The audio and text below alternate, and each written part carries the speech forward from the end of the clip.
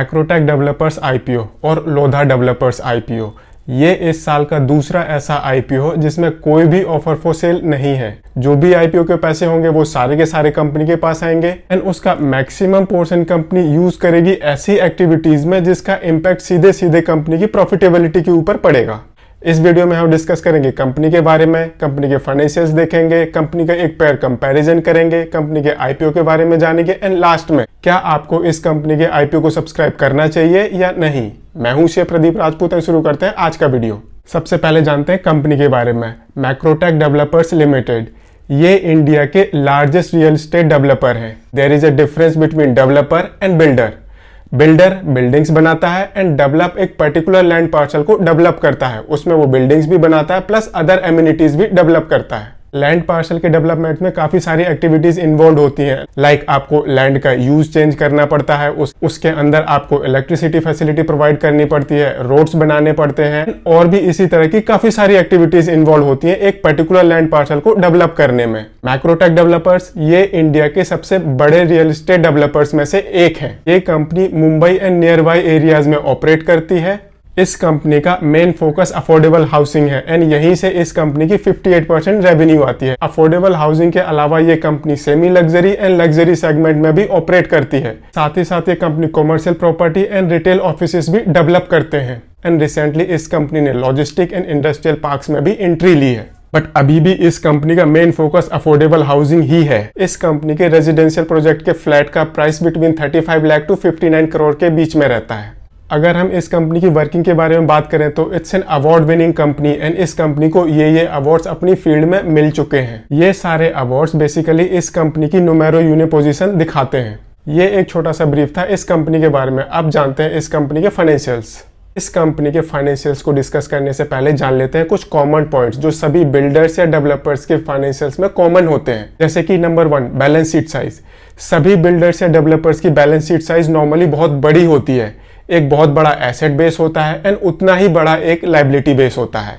अगर हम टर्नओवर की बात करें तो बैलेंस शीट के हिसाब से डेवलपर्स या बिल्डर्स का टर्नओवर थोड़ा सा कम होता है as compare to balance sheet size. साथ ही साथ वो बिल्डर या डेवलपर ही क्या जिसके अगेंस्ट काफी सारे लीगल केसेस ना चल रहे हों। ये नॉर्मली कॉमन होता है सभी बिल्डर्स या डेवलपर्स के केस में। इस कंपनी का एसेट बेस बहुत बड़ा है जो कि कंटिन्यूसली कम होता जा रहा है। अगर हम कंपनी की रेवेन्यू की बात करें तो कंपनी की रेवेन्यू ऑलमोस्ट स्टैटिक है एंड अगर कंपनी की रेवेन्यू स्टैटिक है तो वी कैन से कि कंपनी की रेवेन्यू एक किस्म से डिक्लाइन होती जा रही है कंसिडरिंग द इन्फ्लेशन फैक्टर।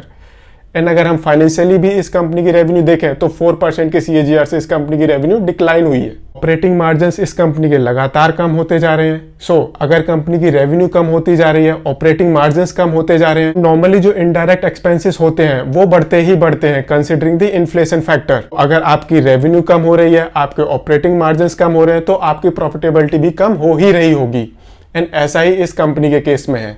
इस कंपनी की प्रॉफिटेबिलिटी लगातार कम होती जा रही है एंड दिसंबर 2020 में इस कंपनी ने लॉस क्लॉक किया है। ऐसे ही इस कंपनी की नेटवर्थ भी कंटिन्यूसली रिड्यूस होती जा रही है। अगर हम कैश फ्लो फ्रॉम ऑपरेशन की बात करें तो एक्सेप्ट 2019 इस कंपनी का cash flow from operation continuously positive है which is a good thing. But अगर हम इस कंपनी के कैश एंड कैश इक्विवेलेंट देखें एट द ईयर एंड तो वो इस कंपनी के साइज के हिसाब से काफी कम है।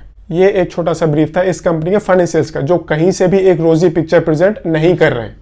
अब देखते हैं इस कंपनी के फाइनेंशियल्स इस कंपनी के कंपटीशन में कहां स्टैंड करते हैं। अपने रेड हेरिंग प्रोस्पेक्टस में इस कंपनी ने इन कंपनीज को अपना कॉम्पिटिटर रिकॉग्नाइज किया है।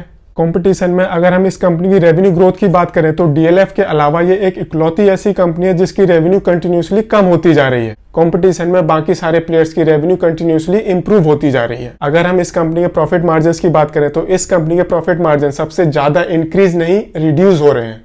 साथ ही साथ इस कंपनी के ऑपरेटिंग मार्जिन्स अपने कंपटीशन में सबसे कम है बट इस कंपनी की रिटर्न ऑन नेटवर्थ अपने कंपटीशन में सबसे ज्यादा है। एक इकलौता पॉजिटिव पॉइंट है इस कंपनी का अपने कंपटीशन में। अभी तक हमने कंपनी के बारे में जाना, कंपनी के फाइनेंशियल्स देखे, कंपनी का एक पेयर कंपैरिजन किया। अब जानते हैं कंपनी के आईपीओ के बारे में।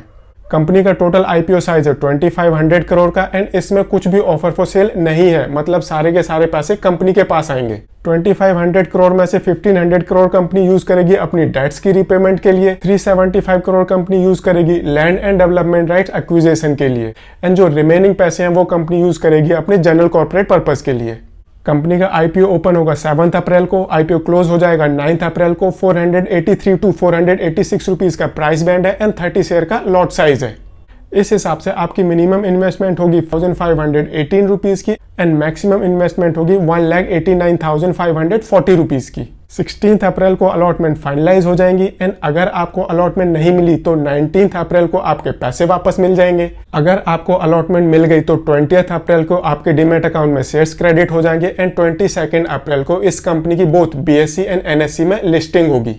अभी तक हमने जाना कंपनी के बारे में, कंपनी के फाइनेंशियल्स देखे, कंपनी के एक पेयर कंपैरिजन किया, कंपनी के आईपीओ के बारे में जाना। नाउ क्या आपको इस कंपनी के आईपीओ को सब्सक्राइब करना चाहिए या नहीं? इस आईपीओ को सब्सक्राइब करना या नहीं करना ये आपका पर्सनल डिसीजन है and please contact your investment advisor before subscribing to this IPO.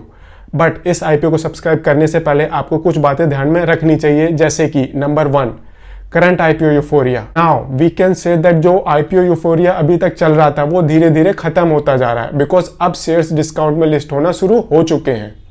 Second है इस कंपनी के फाइनेंशियल्स। आप इस कंपनी की रेवेन्यू देखो, आप इस कंपनी के ऑपरेटिंग मार्जिन्स देखो, आप इस कंपनी की प्रॉफिटेबिलिटी देखो, सब के सब एक रिड्यूसिंग ट्रेंड में है। क्या आप एक ऐसी कंपनी के आईपीओ को सब्सक्राइब करना पसंद करेंगे?